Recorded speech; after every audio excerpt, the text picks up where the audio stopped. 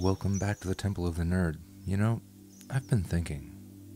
There are decisions in life where we're confronted with either hesitating and missing an opportunity, or possibly charging forward too quickly to disastrous results. Well, you know, if to do or do not is the question, I think it might be a little more complicated than that.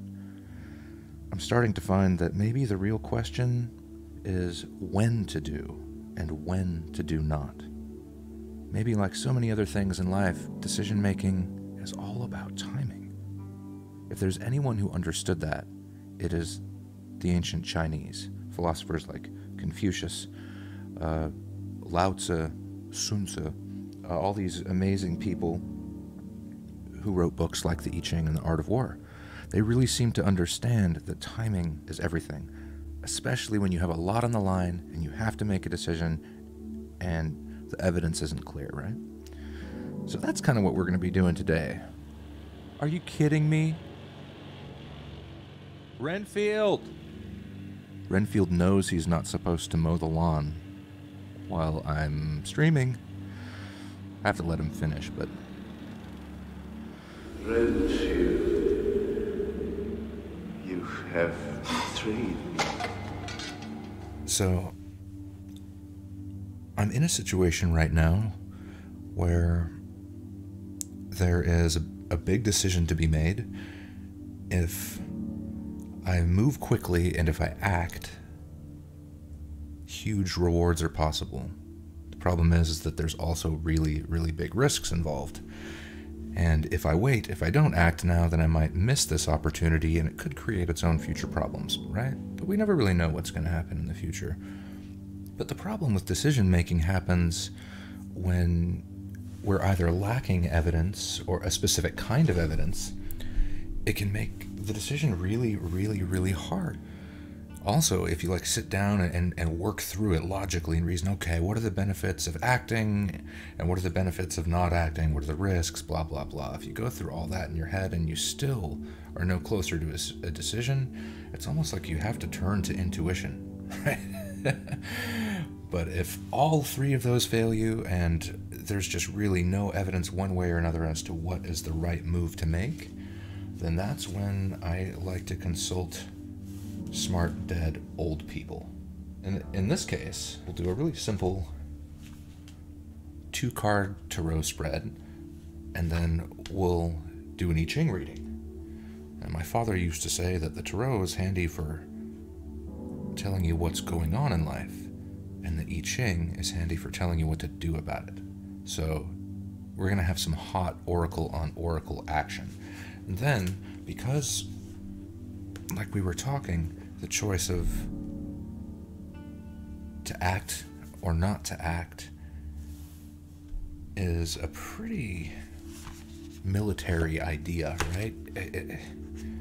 And I've got a lot of this stuff. Well, I've had this copy for a long time, as you can see. There's a lot of similarities between warfare and decision-making in modern life, especially in those decisions that are a question of timing. And the older I get, the more I see that most decisions are a matter of timing. Perhaps to do or not to do is not the question at all. It's when to do and when not to do. And if that is the case, then the I-Ching can really help us out with that. But first, let's do just a really simple tarot spread here.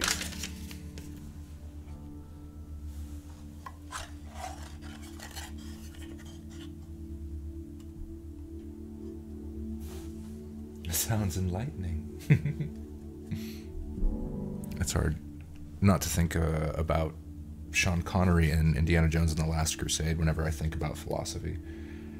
Just because of the way that they were always, him and Indy were always talking. You know? Oh, I love it.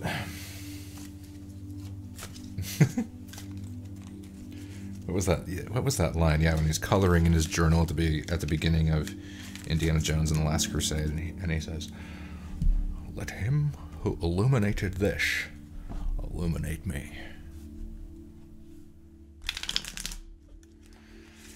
All right. What's really interesting is, there doesn't have to be anything hocus pocus about oracles. You can just use them look at it as a really complicated way to flip a coin. I like to imagine it like looking at two different parallel realities.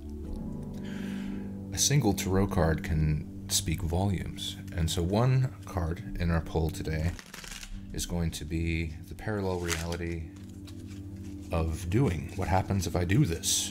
And what happens if I don't? Right? So let's see.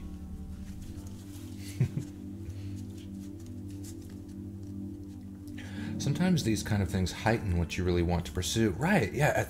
If nothing else, they can at least help you sort out what you really want, right? That's another big question in life, especially with making decisions, is that sometimes you're forced to make a move when you still don't even know what you want to do, what you want, or... Yeah, but opportunities, in life, doors open and they close, and sometimes if you don't jump, and if you hesitate, you miss out. And I think I've erred to that side most of my life. I tend to consider things a little too carefully and sometimes miss opportunities, but I don't know, I'm not like that for no reason. And really the big deal is there's some personal experience involved with that. You get burned a couple times and you get a little hesitant, right? And as you guys saw from the balls here, the facts are only a small part of the information we need to make educated decisions, right? There's just so much more to it. And personal experience is what we all want, right? That's like the highest quality evidence. But I don't know, we don't always have that luxury. We'll say this card represents the path of action. If I take the risk, and if I move, oof. Well, that's really disheartening, huh?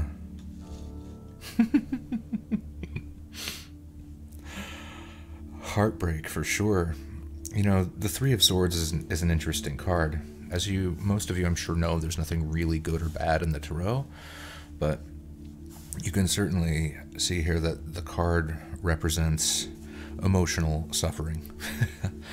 You can see the rainy clouds in the background. And the interesting thing to note about the Three is that it's sort of a transitory card. It's something that is much less permanent as a lot of the other sword cards, like the Nine of Swords, for example. I think it is, where there's this person that's impaled on a bed by like 9 swords. The threes in the deck of all the suits are much more transitory and a little bit more complicated. And this one, you can also signify or see that its slightly more temporary nature is illustrated in the rain clouds. Can't rain all the time, right? Okay, so it looks like whatever happens, if I rush things, I'm going to end up with some pretty severe emotional pain. Okay, so let's see what happens if I'm patient and choose not to act, to fold my hand.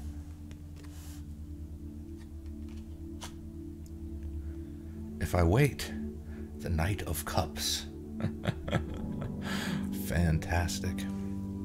So, the Cups, of course, are one of my favorite suits. I mean, I'm a Cancer, a water sign, sensitive, emotional type, and the cups signify water. They are the element of water, and the cups also signify fulfillment, happiness. The cups would be equated to hearts in a deck of cards. Strangely enough, right? So the swords in the tarot are the spades in a deck of cards. Same thing. But it's really interesting that I have matters of the heart, happiness, represented in both of these cards. People often ask me why I don't use inverted cards in my readings. And that's because, in my estimation, there's enough cards in the deck to provide dualism and opposites, This is a great example of that. According to my estimation, an inverted Knight of Cups would mean very much the same thing as a Three of Swords. Rushing things, Three of Swords. Patience and willingness to pass up an opportunity for wisdom, the Knight of Cups. Representing the Jack in a deck of cards, the Knight of Cups can represent a person, a young, strong person that brings abundance. You can see the little wings on his boots and on his helmet, signifying speed and motion. He's got a river in the background he's about ready to cross, and you can see that where he is right now on this side of the river is a desert. But where he's going, you can see trees and stuff growing, but there's also a mountain he has to climb, so it's not going to be easy. But this sort of represents a champion of the emotional side of life, right? Family, friends, the important stuff in life. That's what cups mean to me. So the parallel reality, if we do, boop, Three of Swords.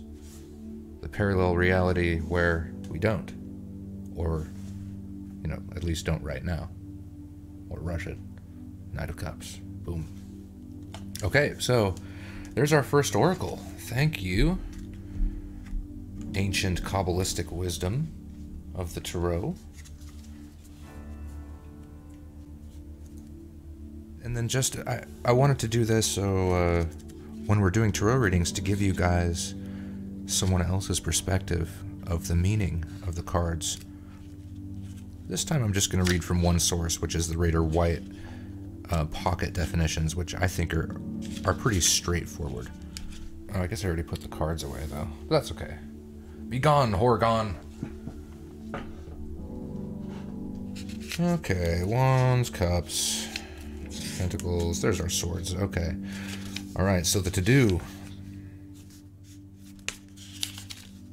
Three of Swords. Three swords, piercing a heart, cloud and rain behind. Removal, absence, delay, division, rupture, dispersion, and all that design signifies naturally. Absence, delay. That's really interesting. Absence and delay. Okay, and then let's go to the Knight of Cups, which is our to not do. And this way you guys don't have to just take my word for it, because the tarot is a personal thing, you know? Everyone has their own take on the cards, and it's up to the reader, but... Alright. Knight of Cups. Graceful, not warlike, riding quietly, wearing a winged helmet, referring to the higher graces of the imagination, which sometimes characterizes this card.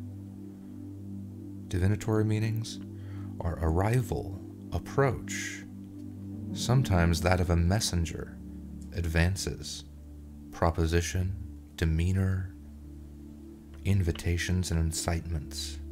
Interesting. Alright, family, well, there you have it. Yeah, it comes and goes, doesn't it? Sundarasa.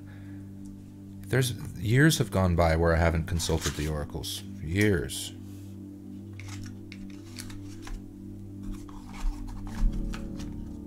Thank you, Tarot. That was pretty cut and dry, wasn't it?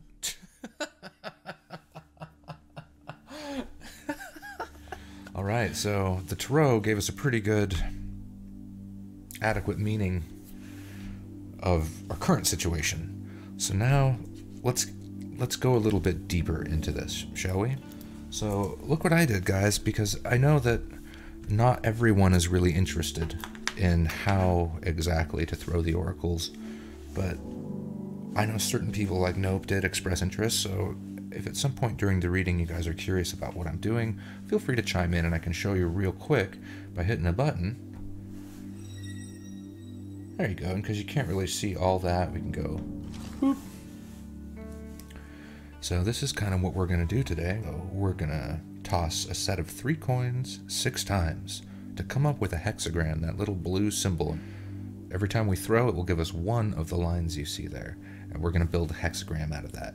And yeah, so if anyone's curious, we should be able to show them pretty quick. But let's get to it. To do or not to do, that is the question. Okay. So we have a 7, which means we have 2 heads and a tail. We go boop. It's a straight yang line. And let's do it again. Oops. And we'll do this 6 times total. Hi, Armbar. I love your face. Oh, Renfield's in trouble, Armbar. He was mowing the lawn during the beginning of the stream. I had to sing songs for like an hour until he was done. Alright then. Okay, so in this translation, the Wilhelm Baines translation, it has this really neat diagram here that you can take the bottom trigram, which is these 3 lines. Okay. Let's see what 3,000-year-old Chinese masters have to say about this. Hexagram 42, increase. The idea of increase is expressed in the fact that the strong lowest line of the upper trigram has sunk down and taken its place under the lower trigram. This conception also expresses the fundamental idea on which the Book of Changes is based. To rule truly is to serve. A sacrifice of the higher element that produces an increase of the lower is called an out-and-out increase. It indicates that spirit alone has power to help the world. The judgment, increase. It furthers one to undertake something. It furthers one to cross the great water. Sacrifice on the part of those above for the increase of those below fills the people with a sense of joy and gratitude that is extremely valuable for the flowering of the Commonwealth. When people are thus devoted to their leaders, undertakings are possible, and even difficult and dangerous enterprises will succeed. Therefore, in such times of progress and successful development, it is necessary to work and make the best use of the time. This time resembles that of the marriage between heaven and earth, when the earth partakes of the creative power of heaven, forming and bringing forth all living beings. The time of increase does not endure, therefore it must be utilized while it lasts. The image, the wind and thunder, the image of increase. Thus the superior man, if he sees good, he imitates it. If he has faults, he rids himself of them. While observing how thunder and wind increase and strengthen each other, a man can note the way to self-increase and self-improvement. When he discovers good in others, he should imitate it and thus make everything on earth his own. If he perceives something bad in himself, let him rid himself of it. In this way, he becomes free of evil. This ethical change represents the most important increase of personality. Wow, that's pretty cut and dry. So the I-Ching calls for sacrifice and quick action, but I think that this is not contradictory to the tarot reading, and I think Hooker will get that. This is good. Sacrifice. And don't hesitate to sacrifice for those who are on the pirate ship with you, right? Murphy says, is it coincidental that the Book of Changes requires you to use pennies? Oh, Lord. Murphy! That's it, I'm eating a grape just because Murphy here.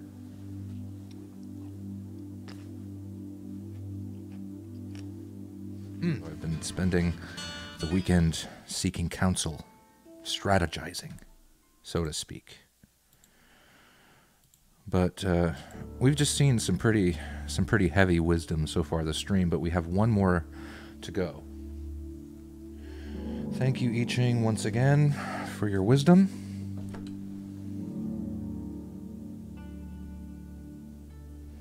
make my little spot pretty. And this is the final quote-unquote oracle that we're going to consult today. We're just going to grab a few random pieces of wisdom from another ancient Chinese master, Sun Tzu, or as I guess it's supposed to be pronounced, Sun Tzu. But this is my very favorite translation by, in fact, my favorite translator of Asian languages, period, Mr. Thomas Cleary. And I like to open, since I've had it for so long and I have a lot of footnotes and organizations, this thing almost works kind of like a sort of oracle these days, and I like to just open to random pages. So again, our question right now is that we've been seeking guidance, and thank you all for your help, too, for, you know, your comments and wisdom. I'm not sure you all know how much you really helped me. But decisions of this nature, where time is of the essence, very, very few books come in handy, like The Art of War, because, like we were discussing, those decisions are very much like war. Okay. I love the guy so much, I always read his introductions even. Again, the real issue seems to be that of knowledge. The premise that military leadership in the field should not be subject to interference by civilian government is based on the idea that the key to victory is intimate knowledge of the actual situation. Outlining these 5 ways to determine which side is likely to prevail, Sun Tzu states that when you know both yourself and others, you are never in danger. When you know yourself but not others, you have only half a chance of winning. And when you know neither yourself or others, you are in grave peril in every battle. Now let's... Okay. We have our random teaching, and for those of you who aren't familiar with The Art of War, it is not all composed of Sun Tzu. Well, his exact words. There's also commentary in it, especially in this translation. Underneath every paragraph that Master Sun says, there's a few Chinese generals and thinkers that also weigh in on the topic, and that's another reason why this translation is just profound too, is that he does a great job in translating their work. Now, if there is division among the ranks of the enemy, so that there is no coherent chain of command, then they will fall apart all by themselves. You know, it's true.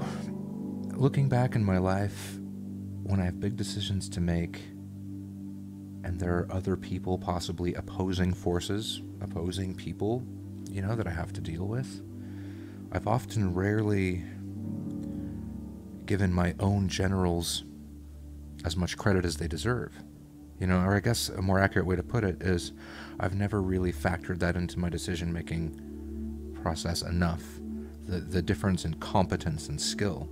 Because when you're growing up and you're kind of, let's say you're reasonably intelligent and good at things, as you get older, my sister and I have both noticed this, like you expect everyone else when you're young, starting out in life, to be better at you than everything, right? And then when you get old, sometimes like you'll just wake up one day and realize that you've forgotten that, hey, you've been on the planet for 50 years and you've actually know some stuff and you've got some expertise.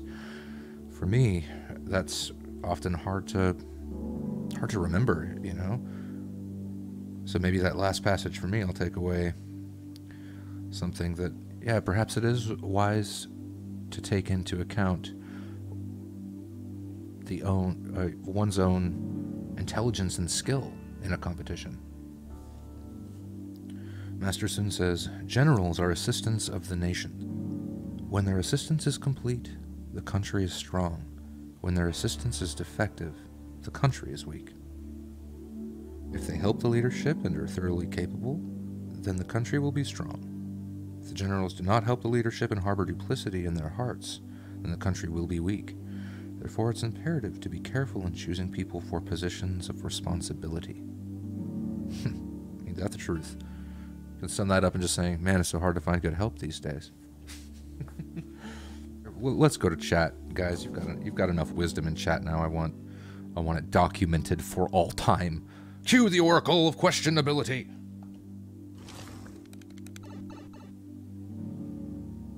And Crusher says, divide, he means what Machiavelli told also. Don't get the king, get his loyal servant, and then surely will lose his strings. Yes, yes, yes, Crusher. Very, very true. I like that.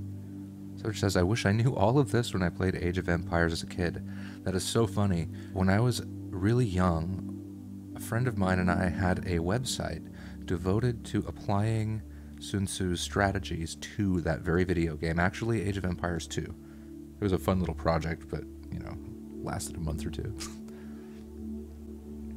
Sondrasa says, I still wonder why people can't be more empathetic and try to relate to others' perspectives. I know. And it's interesting, too, that even someone who wants to, who tries, it's still not an easy thing, right, for some. I think there appears to be some evidence that empathy, in the way that Sondrasa is describing it, might be a talent-based thing, more something innate. McDubb says, on the other side of the coin, the more you know, the more you realize you don't know. The only thing I know is that I know nothing. McDubb throwing out some Socrates up in the house. Thank you, sir. Crusher says, he who wishes to be obeyed must know how to command. Jeez. Wise words. Savage says, that makes sense. A deeper understanding of psychology and sociology makes it a lot easier to relate to other people's perspectives and situations. Absolutely. One of the things that I'm most grateful for in my life is the fact that my sister taught me how to read so young. Because when I consider empathy as not only a sort of emotion or a state of being, but also as a skill or a talent, or a muscle that needs to be developed, I think that whatever empathy I do have, a lot of it came from reading novels. Maybe that's just because reading, really good, long, in-depth novels with a lot of dialogue is perhaps one of the finest ways to get a grip on psychology and sociology, that Savage mentioned. Sondrasa says, a man on a 1,000-mile walk has to forget his goal and say to himself every morning, today I'm going to cover 25 miles and then rest up and sleep. All we can know is that we know nothing, and that's the height of human wisdom. Straight up.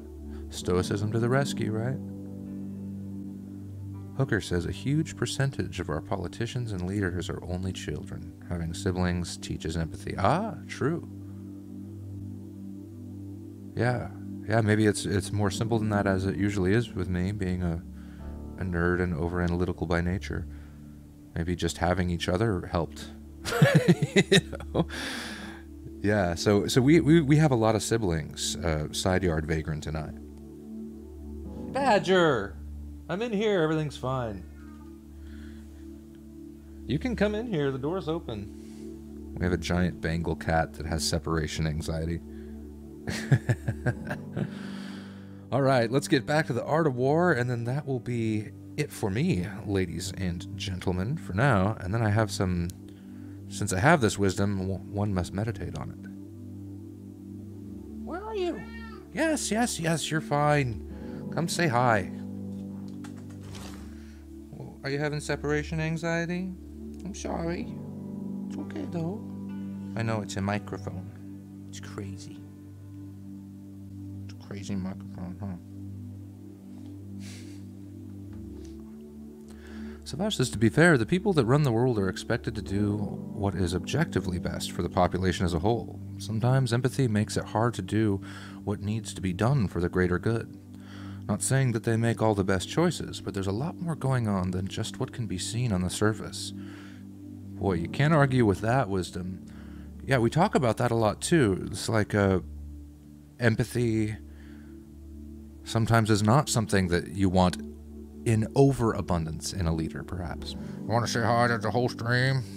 Say hi to the whole stream. This is Badger. He's huge. He's a huge, giant Bengal with separation anxiety. I know. He likes to be a star, too. Go peddle your papers. Just don't chew on the cables. Go on. I'll be with you in a moment. We have to finish our business. McDubb, thank you. Thank you for hanging out with us today. Always wonderful to meet another fan of the I-Ching. I'd love to have you in. We do philosophy content. We try to do it like once a week if I can. I think I'm going to read just one more passage here from The Art of War, and then we'll start thinking, I don't know, maybe go hunt for another positive stream to hassle. Let's get something else from Master Sun, shall we? It's easy to take over from those who have not thought ahead. Well, ladies and gentlemen, just a few snippets of wisdom from our esteemed Art of War. And that's the end of this episode of Inner Peace for Nerds. You might be interested to note that I was able to apply some of the wisdom gained during this session to the decision at hand and saw instant results. Thanks everyone for hanging out, and remember to join the conversation live on Twitch and hit that subscribe button for content just like this and much more. And we'll see you next time.